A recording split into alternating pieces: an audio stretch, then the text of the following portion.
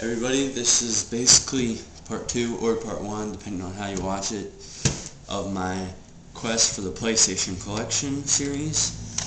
And here I show you my system/systems and controllers for the PS1. To start out, backstory. I bought it from my friend. Shout out to him. He's got a YouTube channel too. It's really not as much on video games. It's about funny movies. He's into Transformers, anime, Gundam, Robot Wars, and all kinds of weird, I guess call it nerdy, but cool stuff, really cool stuff. I'm also into some of it. And so, YouTube channel, NateSurf555. I bought this system, my original PlayStation, from him. So here it is. Here's my PlayStation 1, the one that I bought from him. It has this weird thing inside of it. Someone tell me if that's like something, a pattern with the PS1, because I'll point that out again in the video. And so yeah, I have all the cords for it, and everything.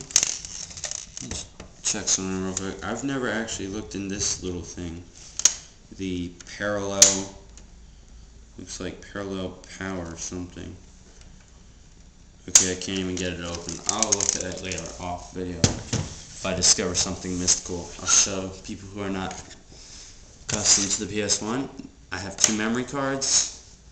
I think this one is definitely Sony branded one. I don't know if this one is.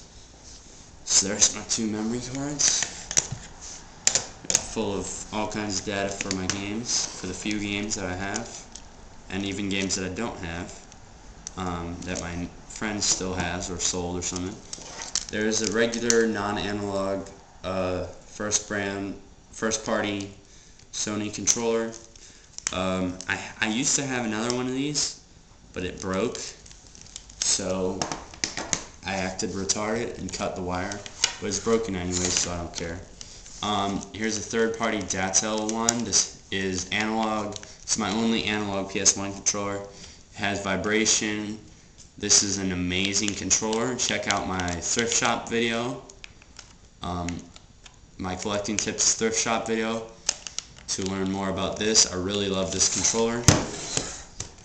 Here's a third-party non-analog controller.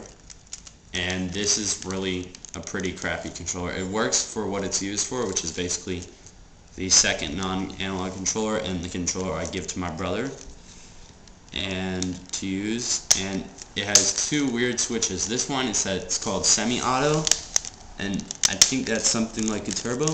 And then there's another switch which doesn't say anything. It just shows a little guy running, and I presume that's like a second auto button or something. I have no idea. And it has weird grooves and stuff. That's pretty bad controller. And then a surprise purchase also from my thrift shop video is this PS1. I've still yet to take off the sticker, and I'll do that soon. And I bought this thing for $9, but downside is it did not come with a single wire, not a controller. I had to buy controllers separately, everything. This is annoying. And since it didn't come with wires, I was like, oh, okay, I have the AV out cable, it will work on this. Yeah, but it doesn't use an AC cord for power, it uses DC, which is right there, which is so annoying. So I'm going to need to get one of those cords. And I know it hooks up to the LCD screen, but hopefully they allow you to hook it up to TV. Well, never mind, I know that they do because of the AV cable. This is just the power, but I need a cord for that power. And so yeah,